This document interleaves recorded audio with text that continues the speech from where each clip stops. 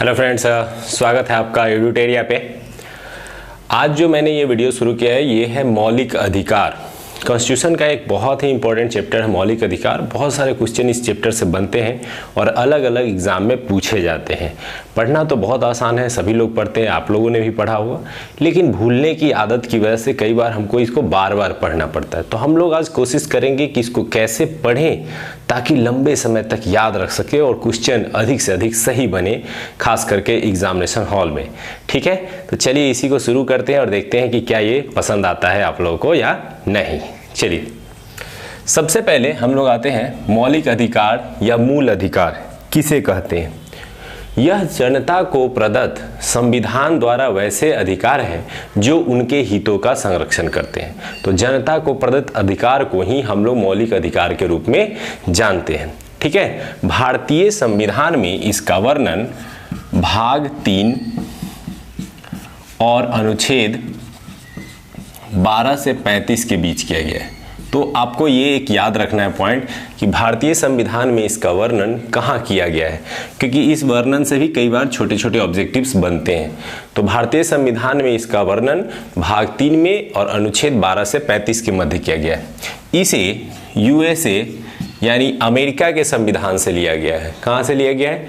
America के संविधान से लिया गया है।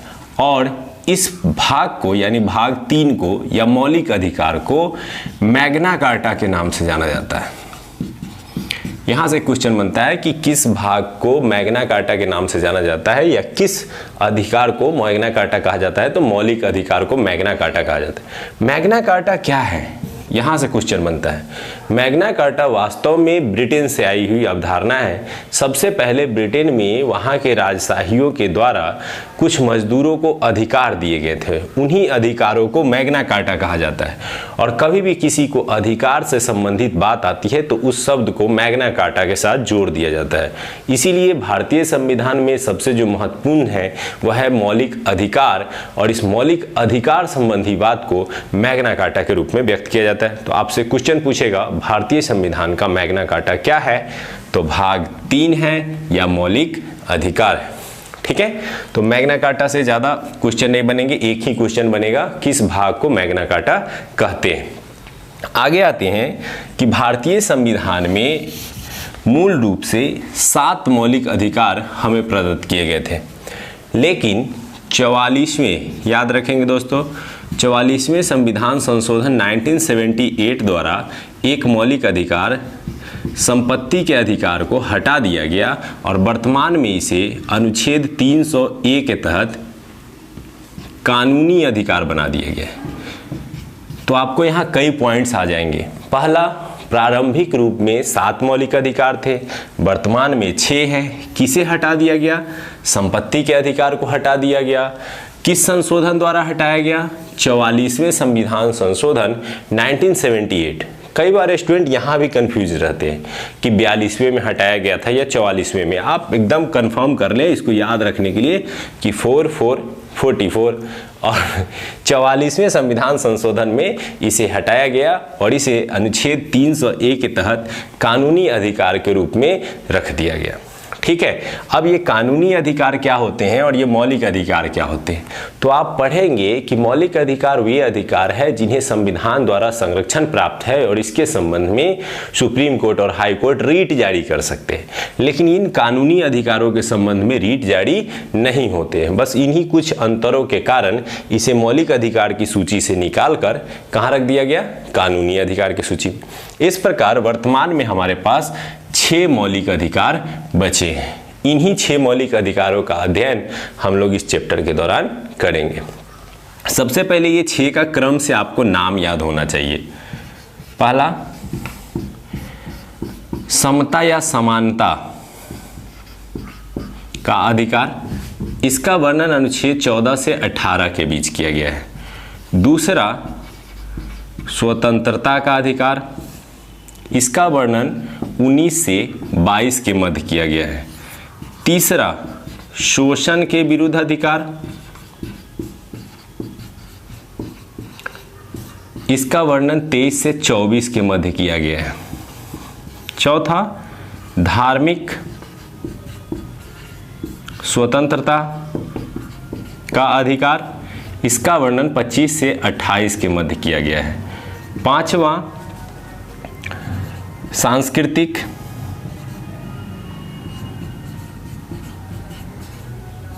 एवं शिक्षा संबंधी अधिकार, इसका वर्णन 29 एवं 30 में किया गया है।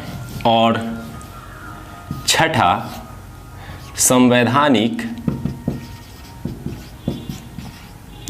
उपचारों का अधिकार, इसका वर्णन अनुच्छेद 32 में किया गया है। तो इस प्रकार से हमने देखा कि हमारे पास वर्तमान में 6 मौलिक अधिकार है और इन 6 मौलिक अधिकारों से बहुत सारे क्वेश्चन आएंगे। ठीक है, तो बारी बारी से इन सभी का अध्ययन करना बहुत जरूरी है। अगर आप नहीं करेंगे तो फिर इसमें से अंदर से क्वेश्चन पूछे जाते हैं और आप फंस जाते हैं। तो उन्हीं क्वेश्चनों के लिए बारी बारी से हम इन अधिकारों का अध्ययन करेंगे। इनमें जो अनुच्छेद आप देख रहे हैं, इन्हीं अनुच्छेदों का अध्ययन हम लोगों को करना है, क्योंकि यहीं से क्वेश्चन बनते हैं और ये बहुत ही इंपॉर्टेंट हो जाते हैं। तो सबसे पहले आपका काम होना चाहिए कि ये 6 कौन से अधिकार है, क्रम से इनका याद होना। दूसरा, इनके मध्य जो अनुच्छेदों का विभाजन किया गया है उनका याद होना, कि किस अधिकार के लिए कौन से अनुच्छेद से कितने अनुच्छेद के मध्य इनका विवरण मिलता है। तो ये याद होने से आप बहुत ही आसानी से फिर इसके आगे की चीजें याद कर पाएंगे।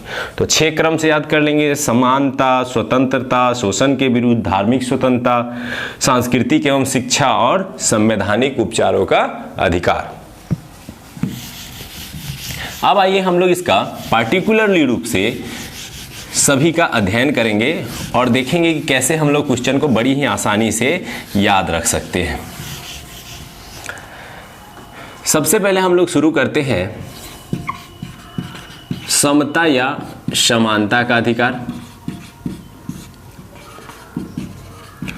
इसका वर्णन अभी हम लोगों ने पढ़ा कि अनुच्छेद 14 से लेकर 18 के मध्य किया गया है। अब इसमें ये आपको सभी अनुच्छेद याद रहने चाहिए: 14, 15, 16, 17 और 18। ये अनुच्छेद अगर आप याद रखते हैं तो इस पॉइंट से जितने भी क्वेश्चन आएंगे वो सभी आसानी से आप टेकल कर पाएंगे। समता या समानता से तात्पर्य है यह अधिकार भारतीय जनता को सभी क्षेत्र में समान बनाने का प्रयास करता है और समानता के विचारों को प्रेरित करता है। इसी संबंध में विभिन्न अनुच्छेदों में इसका विवरण मिलता है। तो सबसे पहले देखते हैं 14 में क्या है। सबसे पहले 14 में है विधि के समक्ष समानता।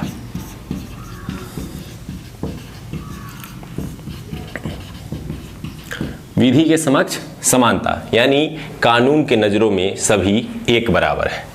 15 है धर्म, जाति, लिंग, जन्म स्थान आदि के आधार पर विभेद में रोक। विभेद पर रोक यानी जन्म जाति आधार पर आप किसी के साथ भेदभाव नहीं कर सकते हैं। 16 लोक नियोजन में अवसर की समानता। लोक नियोजन में अवसर की समानता अर्थात सरकारी नौकरी में सभी को समान अवसर देना। 17 में है अस्पृश्यता का अंत और 18 में है उपाधियों का अंत। अब आप सोच रहे होंगे कि ये सारी चीजें तो बुक में भी लिखी हैं, तो यहाँ बोर्ड पे मैं इतना लिख रहा हूँ क्यों? यहाँ मैं इसलिए लिख रहा हूँ क्योंकि मेरा लक्ष्य जो है वो आपको याद कराना है, ताकि याद रहे तो फिर आपको एग्जामिनेशन हॉल में दिक्कत ना हो। चलिए इसी को याद करते हैं हम लोग। 14, 15, 16, 17, 18 याद करने के लिए यहाँ 2 चीजें हम लोग यूज कर सकते हैं। सभी लाइन के कीवर्ड को अंडरलाइन करेंगे और या फिर इसको एक कहानी में पिरोकर याद करेंगे। हम दोनों तरीके अपनाते हैं। सबसे पहले 14 में विधि को अंडरलाइन किया जाता है, ठीक है। फिर दूसरे में ये धर्म, जाति, लिंग, जन्म स्थान। तीसरे में लोक नियोजन, चौथे में अस्पृश्यता और लास्ट में उपाधि। अब कैसे याद हो जाएगा? 14 में विधि यानी विधि के समक्ष समानता, 15 में धर्म जाति लिंग उसके आधार पर समानता, 16 लोक नियोजन में अवसर की समानता, 17 अस्पृश्यता यानी छुआछूत का अंत और 18 में उपाधियों का अंत। अब कई बार क्या होता है, ये क्वेश्चन सबसे ज़्यादा पूछा जाता है, ये 17 वाला, कि अस्पृश्यता का अंत का वर्णन किस अनुच्छेद में मिलता है। तो इसका वर्णन आपको 17 में मिलता है। इसके अलावा कई बार एग्जाम में क्या होते हैं, एक तरफ अनुच्छेद दे दिए जाते हैं और एक तरफ उसके प्रावधान और मिलान करने के लिए बोले जाते हैं कि आप उनको मैच करें कि किस अनुच्छेद में किसका वर्णन मिलता है। तो वैसे समय के लिए आपको ये याद रखना बहुत ज़रूरी है। तो चलिए हम लोग फिर से इसको रिवीजन करते हैं। 14 में विधि का वर्णन किया गया है, 15 में धर्म जाति लिंग जन्म स्थान के आधार पर विभेद पे रोक है, 16 में लोक नियोजन से सरकारी नौकरी में अवसर की समानता, 17 में अस्पृश्यता का अंत और अंत में उपाधियों का अंत। तो 14 से लेकर के 18 के मध्य जितने भी प्रावधान हैं उनको हमने याद किया। अब आ जाइए हम लोग चलते हैं दूसरे की ओर, स्वतंत्रता का अधिकार।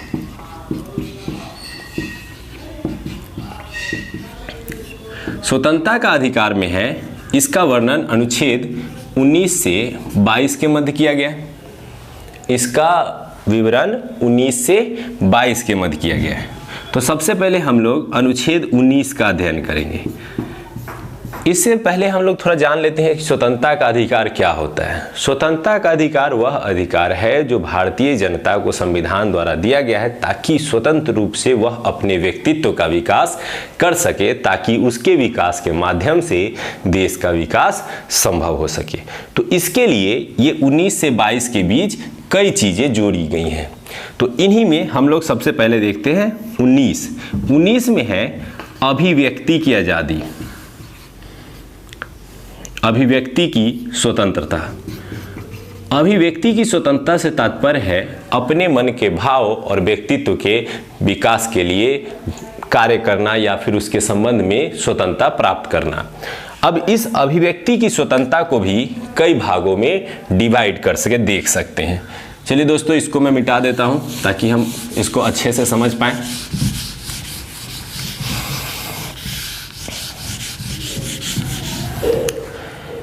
हमने यहाँ 19 की चर्चा की, अभिव्यक्ति की स्वतंत्रता। अब क्या किया गया है, 19 के अंतर्गत कई प्रावधान जोड़ दिए गए हैं। ये 1 2 3 4 5 6 इस तरह से करके, और इनका एक क्रम भी बना हुआ है। इस क्रम को याद करने के लिए बहुत ही आसानी से हम लोग एक कहानी यूज करेंगे। सबसे पहले 19(1) में है बोलने की स्वतंत्रता, दूसरे में है शांतिपूर्ण रूप में एकत्रित होने की स्वतंत्रता, यानी एक स्थान पर जमा होने की स्वतंत्रता। तीसरे में है सभा समूह बनाने की स्वतंत्रता। चौथे में है पूरे भारत में आवागमन की स्वतंत्रता। और पांचवें में है भारत में निवास करने की स्वतंत्रता। और छठा है भारत में आजीविका, अर्थात कहीं भी जाकर के कोई रोजगार करने की स्वतंत्रता।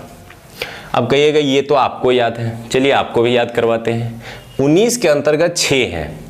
एक इमेजिन करते हैं, एक स्टूडेंट है जो सरकार के कार्यों से खुश नहीं है, वह सरकार के विरुद्ध बोलना शुरू करता है। तो 19(1) में क्या कर रहा है, बोलना शुरू करता है। फिर उसने देखा कि मेरे अकेले बोलने से कुछ नहीं हो रहा है, तो वो कुछ लोगों को बुलाता है और शांतिपूर्ण ढंग से एक चादर बिछाकर धरना प्रदर्शन करना शुरू करता है। यानी शांतिपूर्ण ढंग से एकत्रित होकर, इसमें एक वर्ड यूज किया जाता है बिना हथियारों के, तो शांतिपूर्ण ढंग से बिना हथियारों के एकत्रित होकर के सरकार का विरोध करना शुरू करता है। तो हमको याद हो गया शांतिपूर्ण ढंग से एकत्रित होना। फिर भी उसकी सरकार के पास आवाज़ नहीं पहुंचती है, तो वो क्या करता है, समूह बनाने की स्वतंत्रता।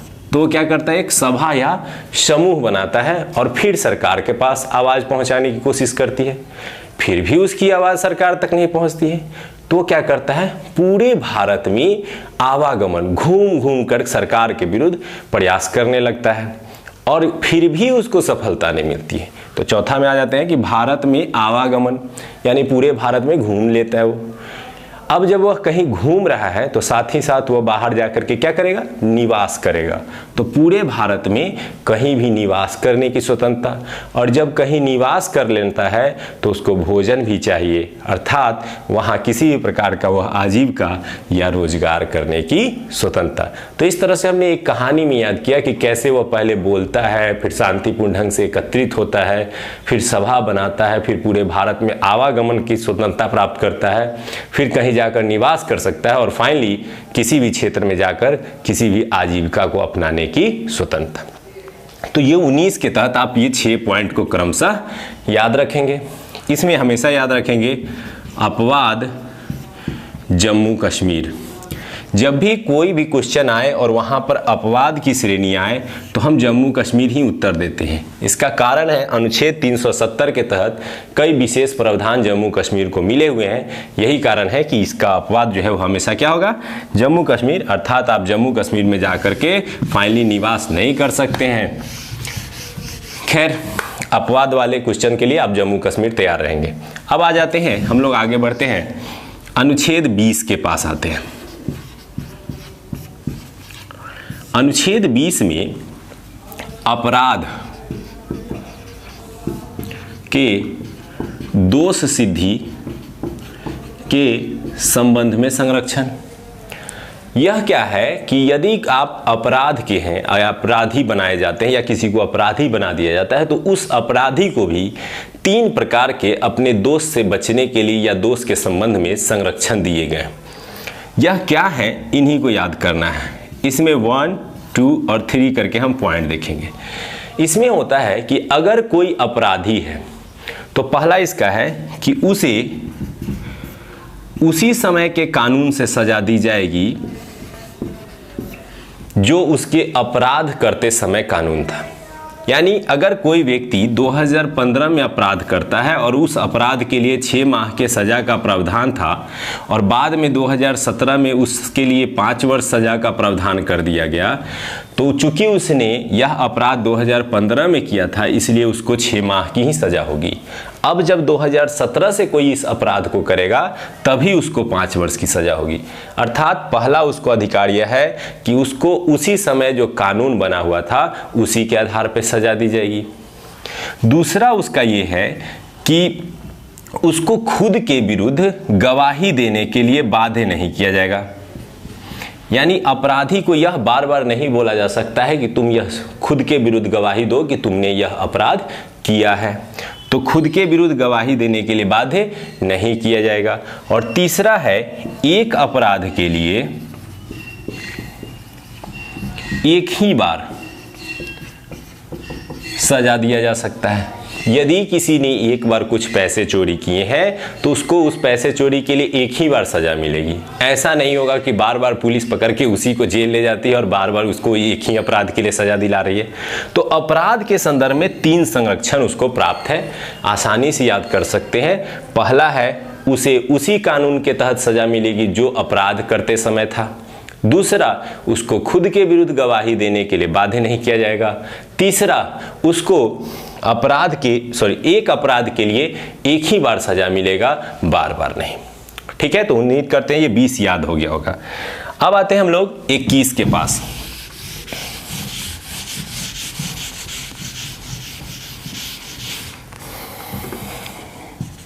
अनुच्छेद 21 भारतीय संविधान का यह काफी महत्वपूर्ण अनुच्छेद है। 21 मूल अधिकार का भी एक बहुत ही इंपॉर्टेंट होता है। इसमें है प्राण एवं दैहिक स्वतंत्रता। प्राण एवं दैहिक स्वतंत्रता, इसको हम लोग जीवन का अधिकार भी कहते हैं।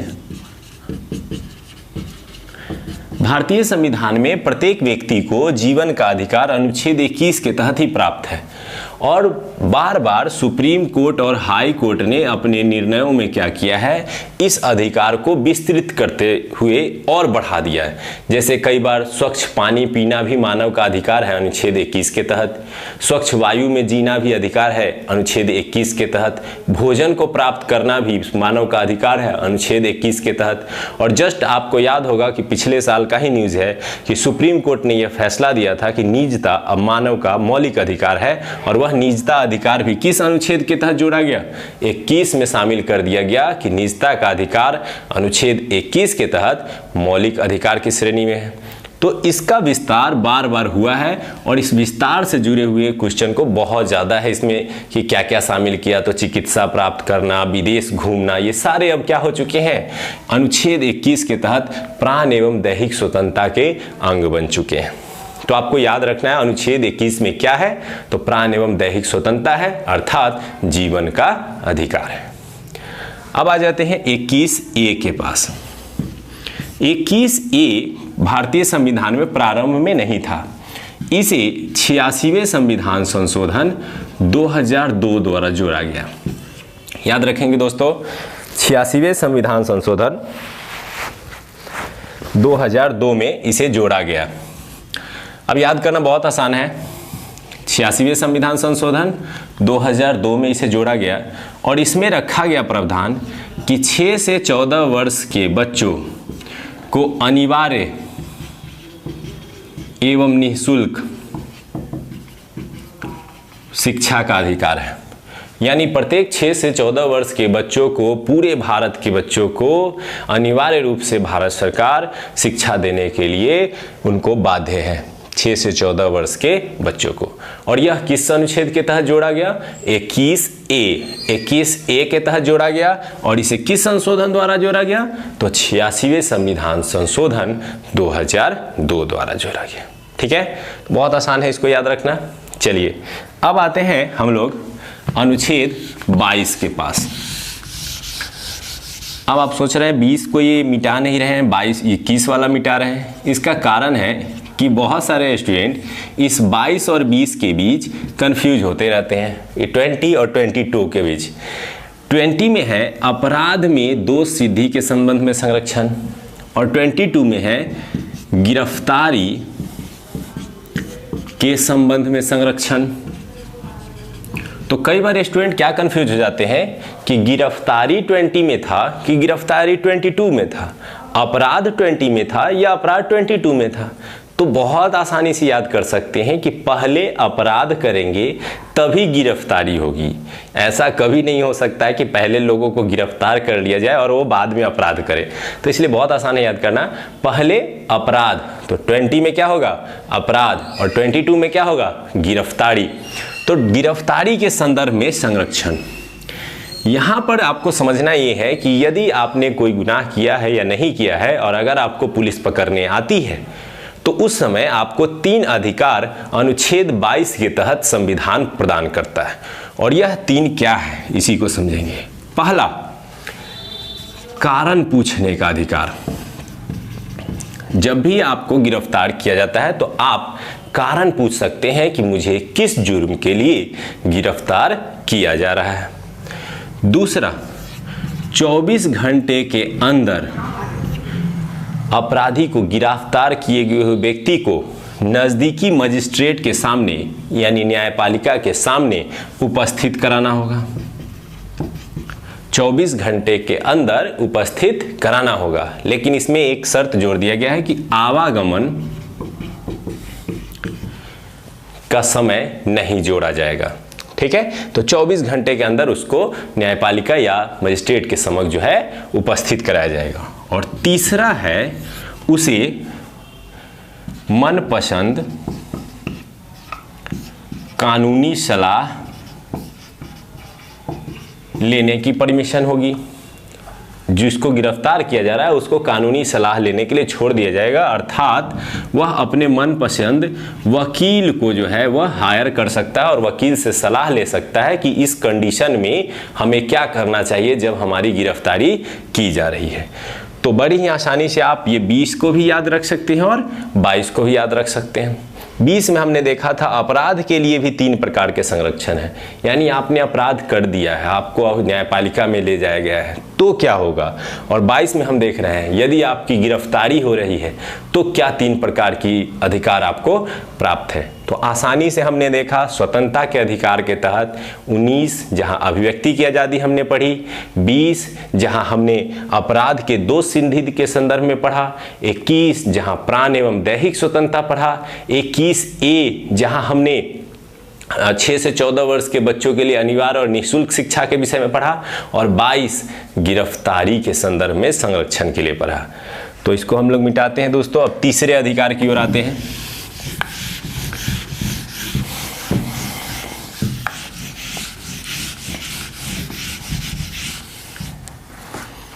तीसरा अधिकार हमने पढ़ा था शोषण के विरुद्ध अधिकार। शोषण के विरुद्ध अधिकार अनुच्छेद 23-24।